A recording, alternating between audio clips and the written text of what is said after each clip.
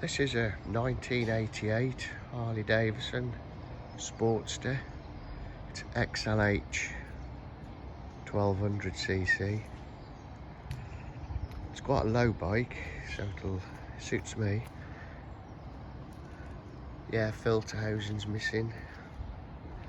Starts, runs and rides, stops. Brakes lights don't work, that's the only thing I found on it.